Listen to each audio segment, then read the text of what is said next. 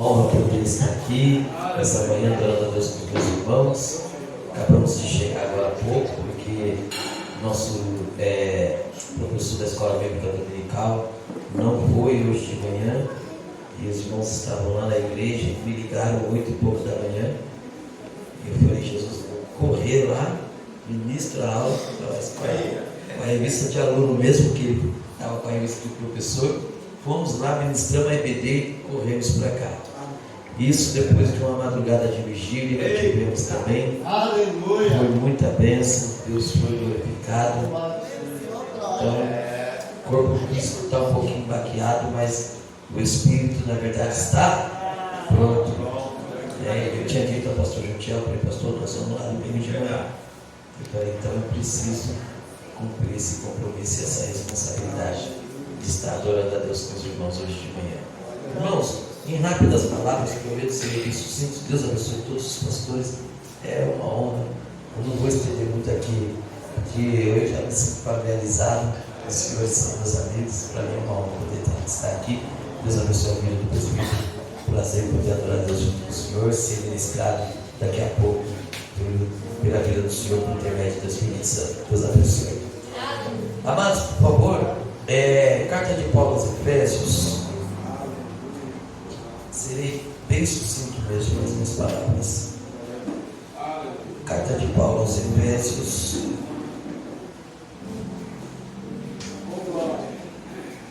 no capítulo 5. Jesus está presente aqui, meus irmãos. Aleluia. Já senti a presença dele aqui. Embora nós temos o hábito de dizer que a Bíblia diz que onde houver 2 ou 3, Jesus disse que ali ele está presente, mas vale ressaltar que isso não se aplica. Vale ressaltar que isso não se aplica no sentido de estarmos reunidos cultuando. Esse contexto, ele tem uma outra aplicação. Até porque, se o pastor Jotiel estivesse sozinho aqui nesse colégio, de joelho dobrado, falando com Jesus, não precisava 2 nem 3. Jesus está aqui com ele. Quando Jesus disse: onde estiver 2 ou 3 reunidos no meu nome, ali estou no meio, se aplica em outro sentido. Jesus estava falando no aspecto cultural, principalmente quando se tratava da aplicação da lei. Quando alguém era pego em algum delito, em algum pecado, e era levado a juízo mediante 2 ou 3 testemunhas, e muitas das vezes havia, como podemos dizer, alguém era favorecido por ser próximo, por ter dinheiro, riqueza. Então Jesus está dizendo,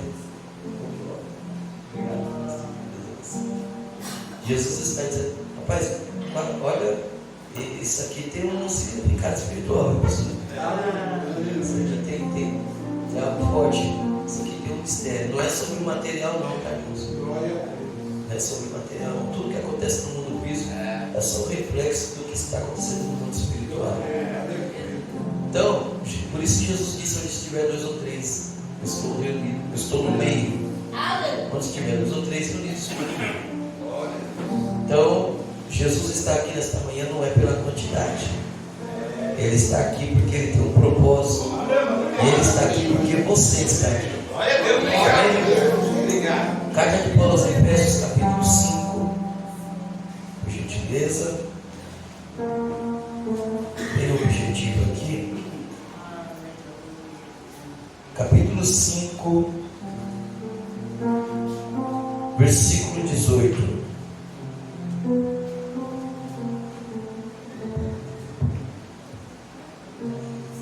Capítulo 5, versículo 18 da carta de Paulo aos Efésios. Amém? Diz assim a palavra do Senhor: não vos embriagueis com vinho, em que há contenda, mas enchei-vos do Espírito. Está fraco. Mas enchei-vos do Espírito. Pergunta para alguém que está do seu lado nesta manhã. Diga assim: a essa hora do dia, topa ser embriagado. É você. Quem que sair daqui nesta manhã embriagado? Irmãos, em outras palavras, essa carta do apóstolo Paulo, ele escreveu aos irmãos de Éfeso. Possivelmente essa carta de Paulo aos Efésios foi escrita entre o ano 61 e 64 depois de Cristo. A história vai dizer que nesse período Paulo está preso. Por sinal, ele está preso em Roma. Paulo está 2 anos preso em Roma. E por que Paulo está preso? Não é porque Paulo cometeu algum delito, alguma infração, algum crime. Paulo está preso por fazer o bem. É mais ou menos o cenário que estamos vivendo atualmente. Você corre o risco de ser preso se você fizer uma coisa certa na justiça da terra. E o negócio está acontecendo em inversões de valores. Mas não vou entrar no mérito. Paulo está preso por pregar o Evangelho, por anunciar o Evangelho do Cristo ressurreto. E o Evangelho que Paulo vem pregando vem abalando as estruturas. De onde Paulo passava, havia um impacto do Evangelho que Paulo pregava. E o interessante que não estou falando desse impacto sobre curas, meu nobre pastor Josiel. Não é que Paulo, ele por onde ele passava, não estou falando sobre os milagres, nobre pastor Antônio. Não é sobre morto ressuscitado, não, era o poder da palavra. Onde Paulo passava, ele pregava, ele incomodava. E isso trazia um abalo desde a população da classe mais pobre, meu nobre pastor, aos poderosos. O império Roma ficava enfurecido, porque aonde Paulo passava, alguém dizia: olha, ele vem pregando o Evangelho, pastora, que vai contra a nossa cultura, os nossos princípios, ele está perturbando. Porque o Evangelho que Paulo vinha pregando vinha desconstruindo tudo que o sistema, que a falsas religiões, que a religiosidade, que tudo que eles construíram na mente, na conduta e na vida das pessoas, fazendo delas escravos, colocando sobre eles um fardo. Paulo vinha pregando o Evangelho que vinha desconstruindo tudo, porque o Evangelho de Jesus, Jesus um dia disse: e tomai sobre vós o meu jugo, que é suave, meu Pai não quer leve. Glória a Deus. Mas para o sistema dominar, ele colocava um fardo. Para a religiosidade dominar, eles colocavam um fardo. E aonde Paulo passava, por intermédio do Espírito Santo, a mensagem, a palavra que Paulo trazia, incomodava. Lembra lá, quando Paulo e Silas, eles chegam na cidade de Éfeso, se não me falha a memória, foi aqui mesmo em Éfeso, que eles encontram uma menina que era possuída por um espírito de adivinhação, como dizem Atos, não falha agora, capítulo 9. Paulo e Silas estão pregando o Evangelho, e na cidade tem uma menina que tem um espírito de adivinhação, que segundo a história, o espírito que possuía aquela menina era um espírito naquele tempo que tinha na tipologia o formato de uma serpente conhecida como piton. E esse espírito dava para a menina a capacidade de adivinhar a história das pessoas e interpretar os pensamentos das pessoas. Não conseguia ler, porque só existe um que tem acesso ao pensamento da mente humana. Por quê? É como o pastor Antônio Moura pregou aqui na sexta-feira. Porque só o nosso onisciente. O que é onisciente? Conhecedor de toda a ciência. O diabo consegue interpretar meus pensamentos pelas minhas reações, né? Pelas minhas falas. Ele pode até influenciar os meus pensamentos, mas ele não pode dominar esse campo chamado mente. Então o espírito que usava aquela menina dava a ela a capacidade de adivinhar a história das pessoas, interpretar os pensamentos das pessoas, e esse espírito de engano, quando Paulo e Silas vem pregando o evangelho, ela vai gritar bem na porta: esses homens aí verdadeiramente são servos do Deus vivo, e o que eles estão pregando é a verdade. Só que Paulo, ele começa a observar aquilo e ele fica incomodado, porque nós não temos parceria com as trevas. A igreja e o diabo é inimigo mortal, não tem mão dada.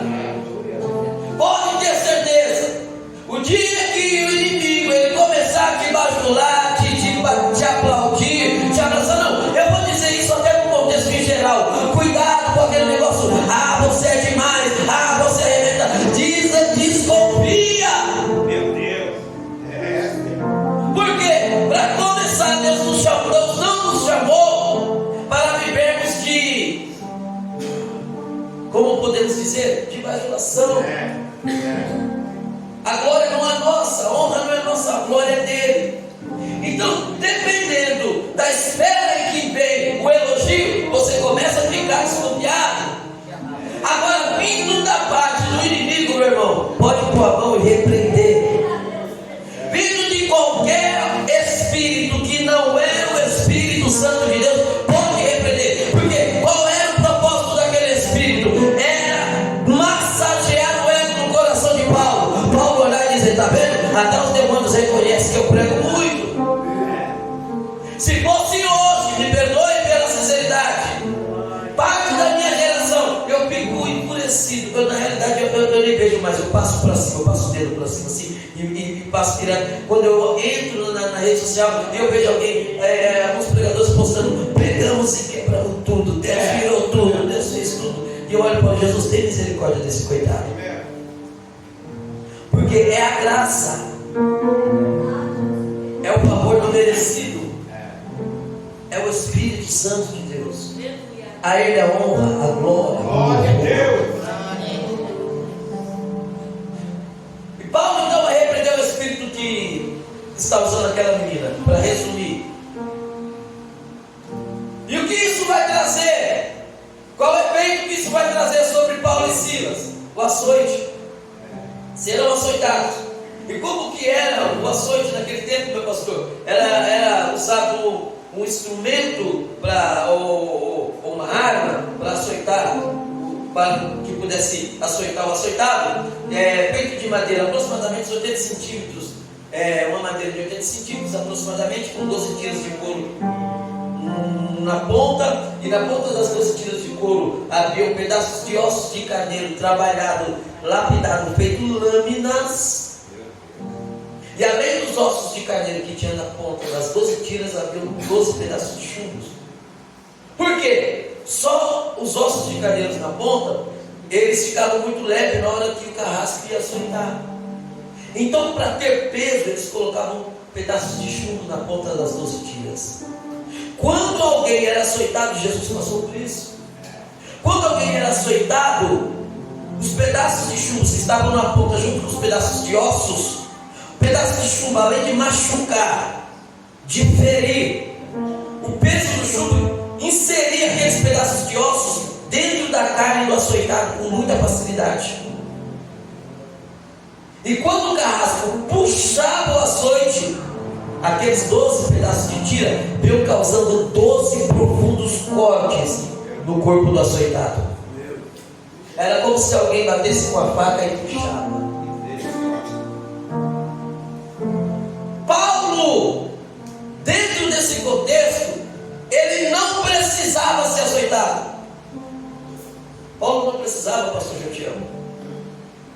Paulo não precisava passar por aquele açoite, meu nobre pastor. Por quê? A cultura dizia que alguém que tinha cidadania romana, ele estava livre de 2 piores castigos da época. que era a crucificação e o açoite. E Paulo não tinha cidadania romana. Então Paulo podia chegar na hora do açoite, ele podia chegar para a autoridade romana e falar assim: ó, eu tenho cidadania romana, vocês não podem me açoitar. E o que as autoridades iam dizer? Iam olhar para Paulo e dizer: tudo bem, nós podemos te prender, mas não podemos te açoitar porque você tem cidadania romana. Só que o seu amigo Silas aqui não tem. Então ele vai segurar toda a carga. Mas por que Paulo não fez isso? Por 3 razões. Primeiro, porque Paulo tinha prazer de sofrer por amor ao Evangelho. Paulo não se sentia digno de sofrer por amor ao Evangelho. Então qualquer açoite, afronta, perseguição e prisão que ele enfrentava pelo amor do Evangelho, ele se alegrava, ele tinha prazer. Ele dizia: eu não sou digno de sofrer por amor ao Evangelho. Parece que Paulo estava lá presente quando Jesus disse aos discípulos: bem-aventurados sois vós quando por minha causa vos perseguirem, dizendo qualquer mal contra ti. Bem-aventurados sois vós. Segunda coisa, Paulo era como se ele olhasse para Silas e dissesse: nós estamos juntos nessa missão, meu amigo. Talvez Silas, com a conjectura, vai olhar para Paulo e vai dizer: amigo, usa o seu direito de cidadão romano, se livra disso, deixa que eu seguro. Mas é como se é uma conjectura. Paulo vai olhar para Silas e vai dizer assim: não, nós estamos juntos. Se você vai sofrer uma sorte por amor ao Evangelho, e nós somos amigos, porque amigo é sim, pastor Amadilene. Amigo não é só quando tudo está dando certo, pastor Jodiel. Amigo não é só quando as coisas estão fluindo, quando o negócio está explodindo, está bombando. Aí é fácil alguém chegar para você e dizer assim: estamos juntos, pastor. Não, estamos juntos. Mas o segredo não é quem diz para você estamos juntos. O segredo é quem sempre esteve. Porque na hora do açoite alguém vai lá e vai dizer: é para apanhar pela obra, vamos apanhar junto. É para sofrer pela obra, vamos junto. É para chorar, vamos junto. E para concluir esse tópico, Paulo, então, a terceira razão pelo qual Paulo ele não vai querer se safar dos açoites, porque quem já foi, quem já provou da embriaguez do Espírito Santo, sabe que vale a pena num domingo como esse estar aqui, sabe que vale a pena passar a madrugada na presença. Quem já se embriagou do Espírito Santo não quer mais largar, ainda que seja acertado, ainda que seja preso, ainda que seja perseguido. Ele vai olhar e vai dizer: se é pela causa do Evangelho eu vou, porque a embriaguez do Espírito me fortalece para enfrentar as adversidades e as perseguições da vida. Então Paulo ele sofre pelo Evangelho. E aqui na carta aos Efésios ele está preso. 2 anos ele está preso em Roma, resumido dentro do contexto, por causa do Evangelho. Esses 2 anos, Paulo ele vai escrever 4 epístolas. Ele vai escrever aos Colossenses, aos Tessalonicenses, ele vai escrever a Filimão e por fim a igreja de Éfeso. Ele escreve essas 4 epístolas. E ele fica sabendo, ele tem informação do que está acontecendo na igreja de Éfeso. Uma vez que a cidade de Éfeso era a capital do sincretismo religioso. Uma vez que a cidade de Éfeso, naquele tempo, havia podemos dizer que era a capital do turismo sexual da época. Porque lá em Éfeso estava levantado um templo da deusa Diana. E lá no templo da deusa Diana haviam as meretrizes. Eram mais de 120 colunas que sustentavam aquele templo. E cada coluna havia uma meretriz, que era a cortesia da casa para aqueles que vinham de fora, os comerciantes que vinham, os estrangeiros que vinham. E elas eram ofertadas a eles e até para os mais poderosos da cidade. Uma vez que Éfeso é uma cidade idólatra, agora Paulo tem informação das coisas que estão acontecendo na igreja de Éfeso. A igreja está sendo perseguida por um grupo de judeus, por incrível que pareça, por um grupo de judeus que vieram para tentar desconstruir tudo que Paulo aplicou na igreja. E esse grupo de judeus se dividiu em 2 fases.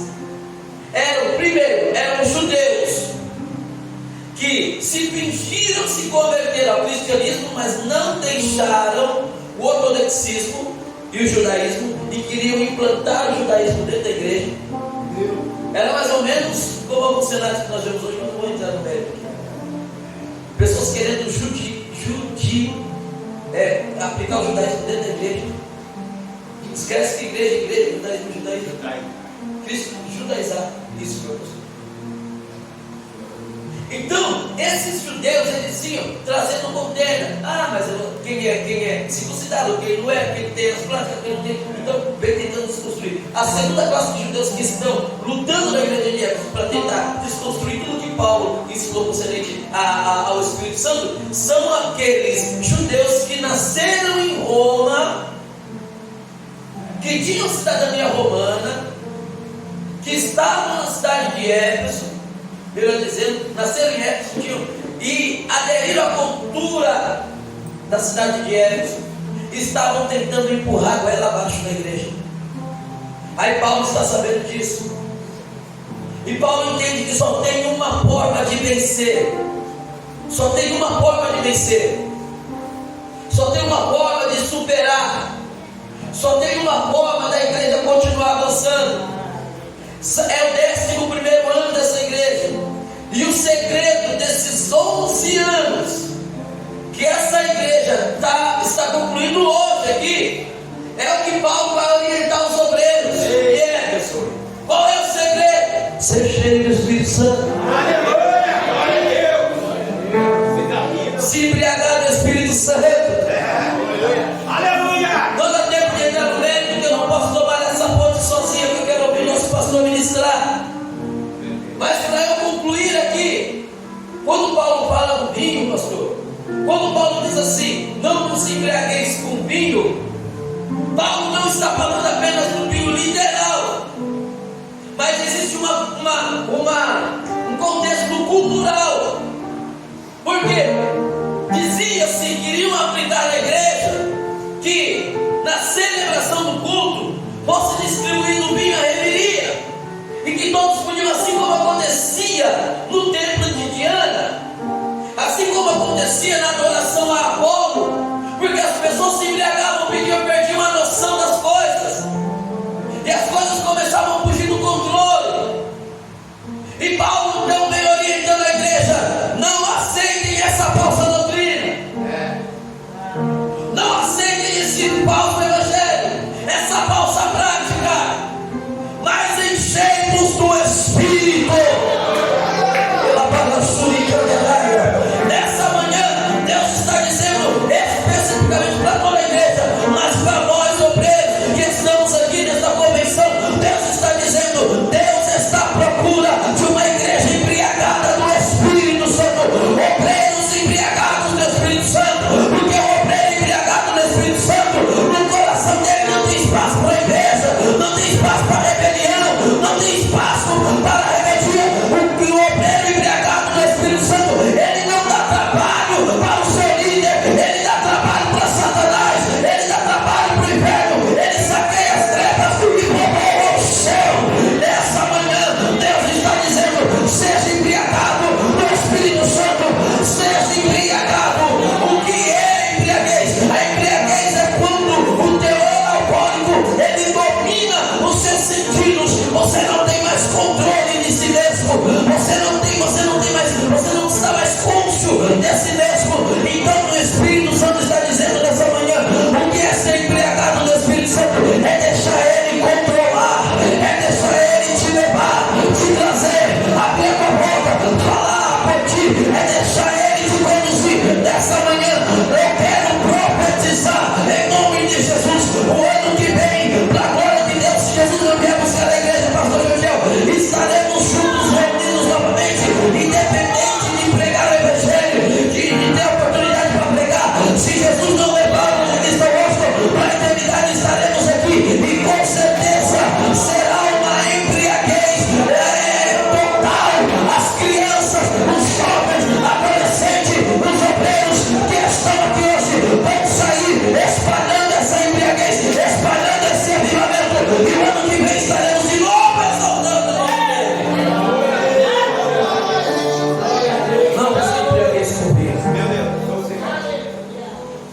mas vos embriagueis com o Espírito Santo de Deus. Quem recebe essa palavra? Não, quem recebe essa palavra? Eu recebo, glória a Deus. Na lógica humana, meu pastor, para estar um monte de gente no domingo de manhã desse aqui reunido numa escola gritando, só pode estar embriagado. Aleluia. Da lógica humana, meu pastor, Luciano, desde sexta-feira esse povo aqui, todo mundo gritando, adorando Deus que ninguém está vendo, só pode estar embriagado. Eita glória, aleluia. O diabo não resiste uma igreja embriagada do Espírito Santo. Não, eu vou repetir, o diabo não pode resistir uma igreja embriagada do Espírito Santo. O diabo não respeita a teologia, o diabo não respeita cargo, o diabo não respeita credencial, mas um crente cheio do Espírito Santo não tem diabo que fique de pé, não tem velho que fique de pé. Vamos com a permissão do pastor, vamos se colocar sobre nossos pés para adorar a orquestra. Vamos, enquanto a orquestra vai adorando, você vai glorificando. Eita glória, aleluia, aleluia. O pastor Jatiel, o pastor Josiel, o pastor Jatiel, eles são pentecostais, meus irmãos, eles são pentecostais, e a igreja, aleluia, é o reflexo do pastor, como o filho é o reflexo do pai. Então aproveite que o seu pastor é fogo puro, é um homem embriagado do Espírito Santo nessa manhã. Adore, seja visitado, e